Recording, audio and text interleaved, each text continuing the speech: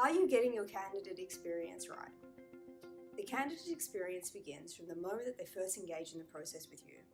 So not the resume, not the CV, not the application form, not the psychometric test, not the other phone screen, not the face-to-face interview, not the second round interview. That's right, it seems pretty obvious, but it's the whole process. And not everybody gets this right. We're seeing an increasing number of organisations place far too much emphasis on one part of that process. And that one part is the psychometric part. We're seeing them move away from traditional methods to more gamified methods in an attempt to improve the experience. These gamified methods are said to reduce candidate anxiety and therefore improve the experience. Except that there's a few problems with this.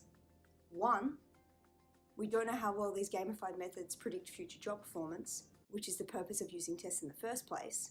And two, applying for a job is anxiety provoking in the first place because people actually want the jobs that they're applying for, and that makes them a little bit anxious. So you might as well use a psychometric test that actually works. Actually, the research shows us that candidates want a shorter experience with fewer hoops to jump through. They want heaps of feedback on how they're doing throughout the process, they want to be engaged, and more than anything else, they want an interview. The sad part is that you can't give everyone an interview. So no matter what, there are going to be a few candidates that are a bit disappointed, no matter what you do. The good news is that a shorter experience is also a more valid one. The research has consistently shown us that by adding additional methods into the process, it won't necessarily lead to a better result and won't necessarily predict future job performance better than a fewer number of methods.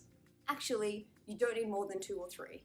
And the best methods that we know of include a traditional cognitive ability test, an excellent behavioural style questionnaire, and a good structured interview. So, my tips for improving the candidate experience include 1. Cut the fat.